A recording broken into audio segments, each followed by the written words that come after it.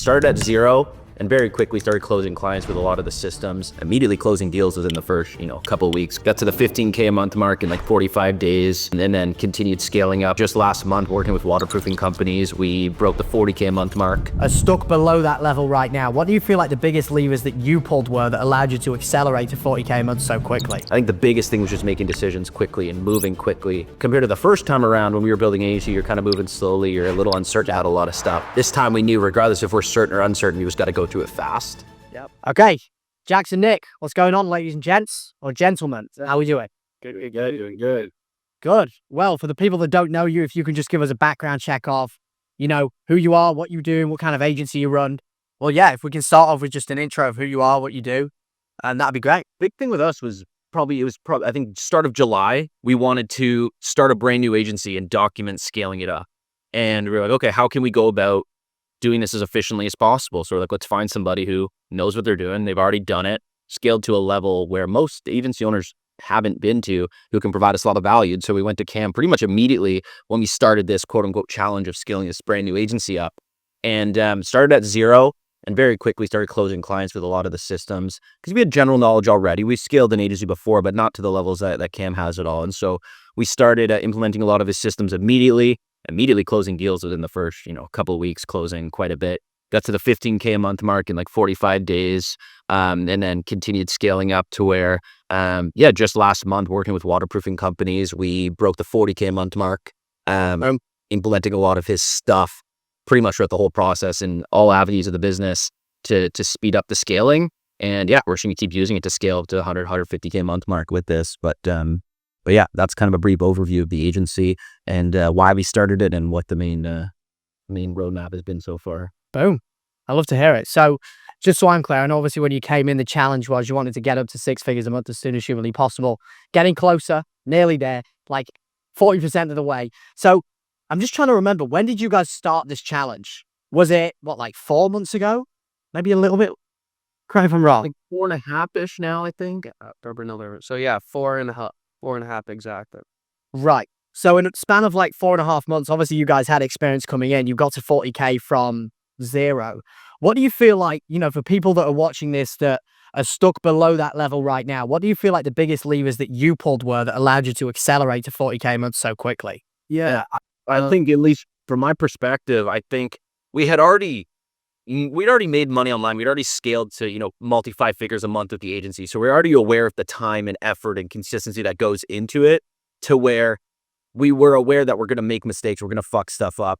We're going to do stuff right, regardless of if we're doing it right or wrong. We just need to do it quickly. And so I think that was the biggest thing, was that, hey, we're just going to go through all of this as quick as we can and implement this as quick as we can, whether it's right or wrong. We're just going to do it quick and take the inputs and the feedback and use it to move forward. I think the biggest thing was just making decisions quickly and moving quickly. Compared to the first time around when we were building an agency, you're kind of moving slowly. You're a little uncertain about a lot of stuff. This time we knew regardless if we're certain or uncertain, we've got to go through it fast. And I think that was the biggest thing, was just moving quickly through everything and implementing stuff immediately and using that feedback to make more decisions quickly. That's, from my perspective, what I saw was probably the biggest thing that contributed to hitting those numbers relatively quickly. Yeah, I think it was the fact that we're never going to do anything perfect. We're never going to go into anything with the perfect system, perfect method, and with the expectations that things are going to fail and we don't know what we're doing and we're going to figure it out. Our back is against the wall and we're going to figure it out. And part of the reason we hit the 40K milestone was trial, error. We lost our first client. Our second client ascended to a 6-month PIF, right? So understanding that it's not always going to be, this, rainbow and sunshine. You're going to fail, but every failure is going to increase your fulfillment. It's going to increase your marketing. You're going to get a better understanding of everything the more you actually fail. So, not trying to hide from every failure, but actually looking forward to it, because then you know what needs to change. And yeah, I would say that's the biggest thing. No, I completely agree. Like, the people that move the fastest are the ones that understand failure is just a lesson in disguise, right? You gather the data. With that data, you can move faster than the person that sits there and overanalyzes everything. Which, we were literally just having a conversation about that. In order for you guys to get to the next level, that's what you got to do again. And it happens at every level. It's like, you don't know the unknown. the unknown unknowns are the things that fuck you over the most. And like the brain is it's very easy for the brain to rationalize like why you shouldn't do a certain action that you know will probably get you to the next level. So I love that quote. I read it every morning. The magic you're looking for is in the work you're avoiding. Every new level, new devil. And sometimes you just got to beat the fuck out of that devil, even though it sucks, you know?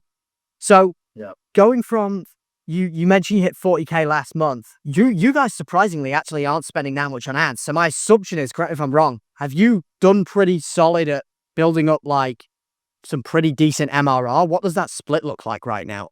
So we started off with pretty much only MRR. And what we realized was just because of how little we were spending, it wasn't viable. So in terms of the MRR, we switched to the PIF model recently.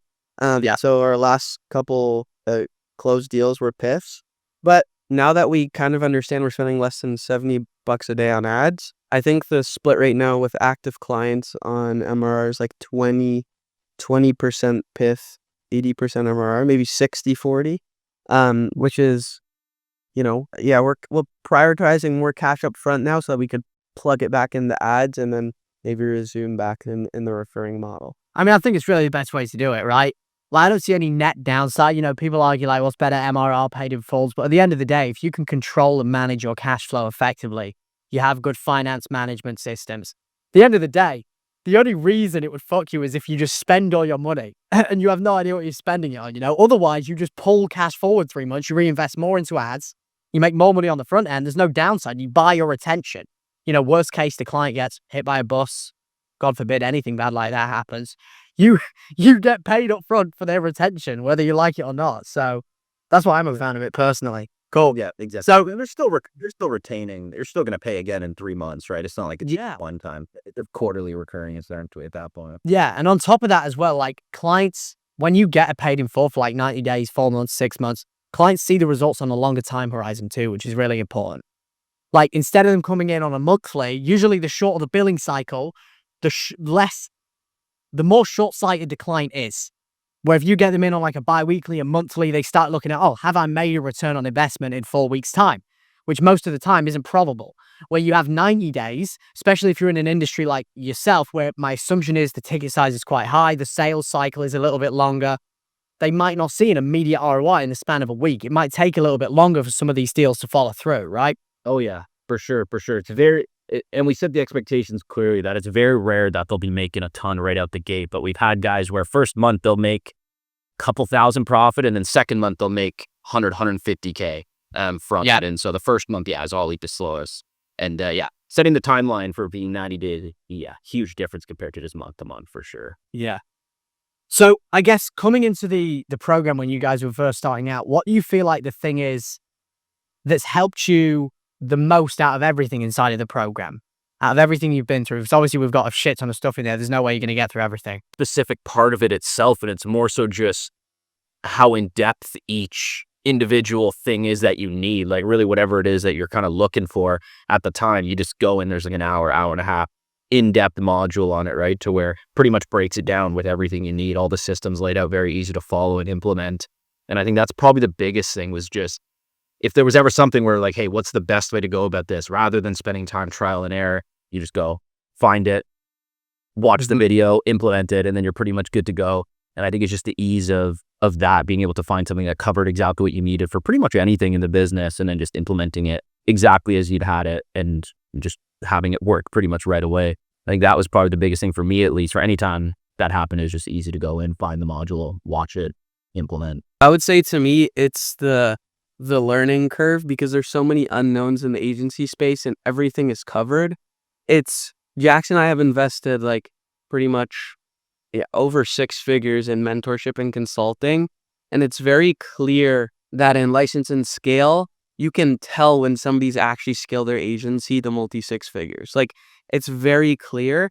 And one of the things that really helped with the base understanding, and I guess this applied to your coaching side because you understood it in the agency, is the SOPs, right? Even if there's like a very complex kind of system or anything, there's always an SOP that covers everything. And like, even if it's the smallest, most simple thing, there's like a 20-page doc that not only I can use, but anybody who I hire on in my team can use, right? So I think that's one of the most valuable things. It's every little thing that you think that, if you wouldn't even know, right, that that's a problem that you're having, you have a solution with a 20-page doc in it. And I think, you're not going to find that pretty much anywhere online. Yeah. I'm actually going to get that tattooed on my neck next week. The SOP Godfather.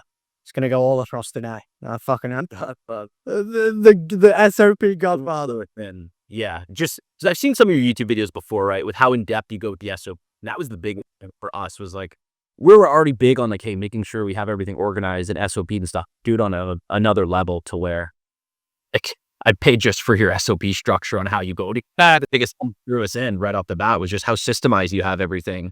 And also being licensed at scale definitely changes your perspective on some people we paid in the past too. Once you get inside, it's like, okay, yeah, this guy actually fucking makes money with his agency. You know what I mean? Like that's the difference, which is huge, right? Also the weeklies. Another thing, I haven't like taken too much advantage, honestly. Like I need to start joining the roundtable calls on Sunday as well. But I find the weeklies are so helpful because it's literally somebody on your team who you pay to do it, like the call center systems and then your ads call. They're huge. Just hopping on with your, head of marketing or whatever and being able to show him my campaign and walk through. And we had the UTMs tracking now, so we can actually see where people are coming from, and optimizing the creatives from there is I think that's huge as well, because it's not just some random guy or like a that's slapped on the call. It's somebody who's actually doing that for the agency, which honestly I would say is even more valuable than hopping on with you in certain cases, because it's like he's actually doing it, right? Sometimes I watch some of the people that I pay to make these calls back. I'm like, oh fuck, I needed to know that. Like, I pay this guy one-on-one. He's on my team. How did I not know that? Like, Yeah, it means you're hiring good people. that's it, right? You get the right players on the bus, and the bus drives itself as long as you tell them where they need to go. They'll figure it out. They'll fix the tires. They'll get you from point A to point B as fast and efficiently as possible.